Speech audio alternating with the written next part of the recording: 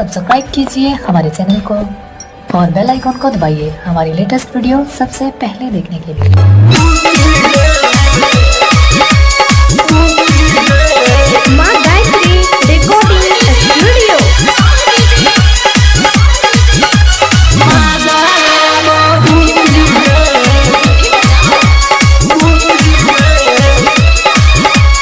मेला लगे बहु के लाखिए बहु हे गहे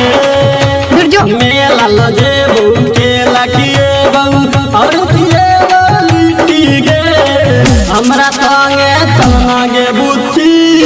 की कहली रे अब की बात के बिट्टी गे गनी सा भगवा गुट्टी गे गमा डाले बहु बुच्ची गे मेला देखे बहु के लाखिए जो मेला देखे भूखे लाखिए बहु और लिट्टी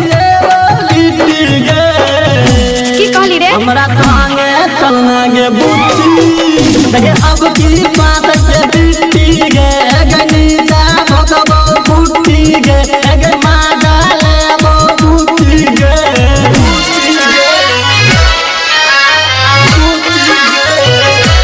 माँ डाले बुट्टी गे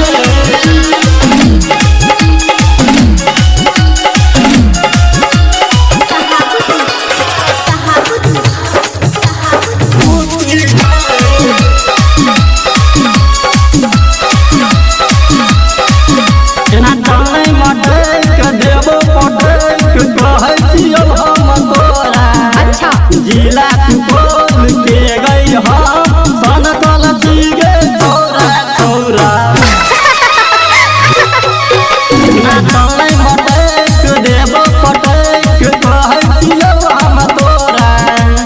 जिला सुपौल के गई हम सन कलची गे चौरा चौरा कतौ लेबे ककरो बजेबे हे गहे कतौ लेबे ककरो बजेबे चाहे मरबे सिटी गे हमरा संगे चलंगे बुच्ची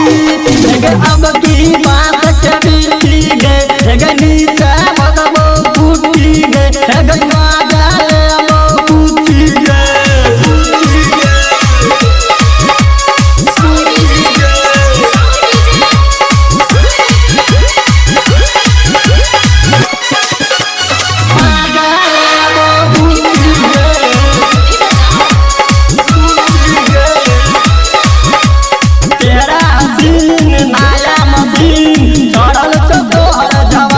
चौड़ा जमान काटे हे गए गिरै से बुढ़बो के पानी पानी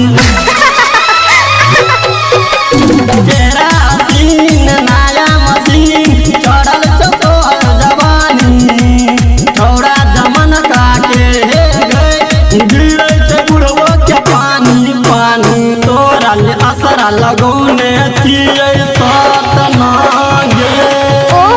तोरा ले असरा लगौने छियै मुस्कान बुझाय छै मिट्टी गे हमरा संगे चलना गे छौड़ी की कहली रे अब की मास के बिट्टी गे गनी सा मगबो कुट्टी गे गे माँ डाले बुच्ची गे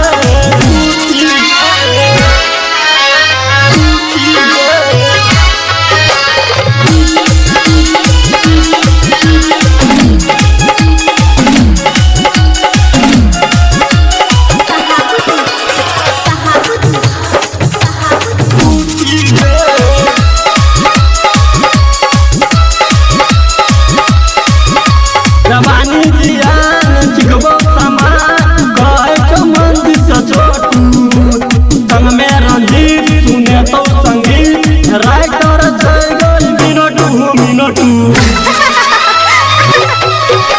जवानी जियान चिकबो सामान कहे छो मंदिर से छोटू संग में रंजीत सुने तो संगीत राइटर छै गई मिनटू पप्पू चौपाल के डेरा में आब के हे गे चलना पप्पू चौपाल के डेरा में आब के भेजबो लिख के चिट्ठी गे